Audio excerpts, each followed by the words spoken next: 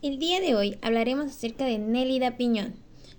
Bueno, este trabajo está guiado prácticamente por mí, Escobar Vázquez, Mariana Esther, Monzón Sarmiento Alan, Moreno Jonapa Valeria Constanza y Zaragoza Álvarez Jimena. Algunos datos breves acerca de Nélida Piñón fue que nació el 3 de mayo de 1937 en Río de Janeiro, Brasil, pero sus padres eran gallegos. Era conocida por sus novelas, cuentos, ensayos, etc. Incluso era considerada una de las voces más importantes de la literatura brasileña y latinoamericana, pues ha sido una activa defensora de los derechos humanos y la justicia social, además de que su obra ha sido traducida a más de 20 idiomas y ha influido en generaciones de escritores y lectores de todo el mundo. Ahora vamos con parte de la presentación, podríamos decir. Ok, la identidad de Nélida Piñón y su impacto en su obra. Bueno, sabemos que Nélida Piñón en sí no solo es una escritora brasileña, sino que también tiene raíces españolas, pues por sus papás, específicamente raíces gallegas. Desde pequeña, pues su fascinación por las historias y la memoria familiar influyó en su estilo. Su obra está llena de personajes que buscan su identidad y luchan con su pasado, algo que refleja su propia historia. Además, al convertirse en presidenta de la Academia Brasileña de Letras, rompió barrera y dejó claro que la literatura pues no tiene fronteras ni límites de género, que era algo por el que luchaba mucho. Ahora vamos con la crítica social en su obra Dulce Canción de Caetana. Esta novela se sitúa en Brasil en 1970 aproximadamente, cuando el país estaba bajo una dictadura militar. Es decir, mientras todos estaban emocionados con el Mundial de Fútbol de ese año, Nélida muestra lo que realmente pasa en el fondo, una sociedad atrapada en mitos, sueños y represión política. La historia de Caetana y su regreso simboliza esa necesidad de aferrarse a algo, de esperar un cambio que pues nunca llega. Yo considero que es una crítica social, pero pues poderosa, porque como porque muestra cómo el entretenimiento puede distraernos de los problemas reales. O sea, en este caso el entretenimiento pues fue el fútbol, ¿no? Y pues por último hablamos sobre Nélida Piñón y su lucha contra las barreras de género. Bueno, vamos a decir que en un mundo literario dominado por hombres, Nélida se hacía un nombre con un estilo de escritura diferente y arriesgado. Muchos decían que su prosa era difícil o extraña, pero eso no la detuvo. Su talento la llevó a ganar premios importantes como el de Juan Rulfo y pues a convertirse en la primera mujer en dirigir la Academia Brasileña de Letras, que pues anteriormente ya había mencionado. Su historia pues es una prueba realmente de que el arte y la literatura pueden cambiar las reglas del juego. En este caso, a que ella tuviera presencia en esto de la literatura y no únicamente los hombres. Ahora vamos con algunas preguntas que nosotros sacamos hacia sus obras, pero en este caso nosotros nos basamos solo en la camisa del marido. De ahí ya tenía muchísimas más obras en donde pues no sabemos realmente qué temas abarcaba. Pero el de nosotros eh, hicimos la pregunta de ¿puede que las obras no fueran tan reconocidas por los temas que abordaba? Sí, ya que tenía pues temas un poco raros con un lenguaje un tanto inapropiado. Aparecían donde como se apuñalaba a un animal o algo así. No. Era inapropiado. Pues no grosero, pero sí inapropiado.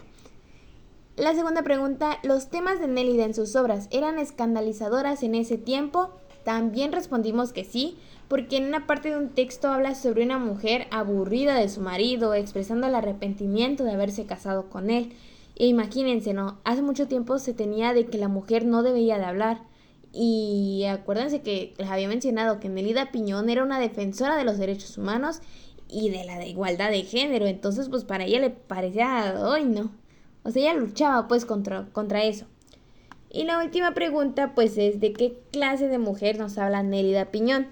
Aquí va la parte del fragmento donde dice, Elisa, la protagonista de la obra, rechazaba la ayuda de la familia. Con la viudez ganaba independencia. Contaba con el recuerdo del marido para aconsejarla. Ahí es donde nosotros decidimos que habla sobre una mujer un tanto liberal y autónoma.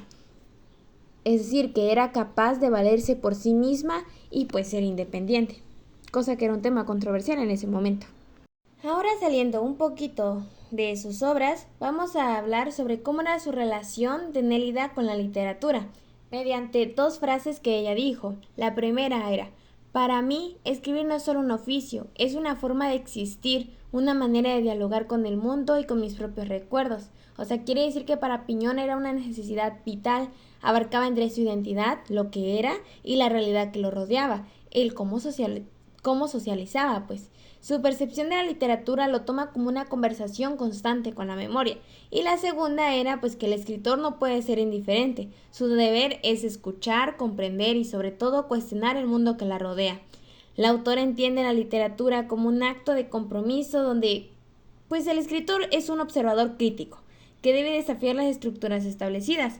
Es decir, no se trata solo de contar historias, sino de participar y participar en la transformación de la sociedad, porque se supone que ese es su fin, al fin y al cabo.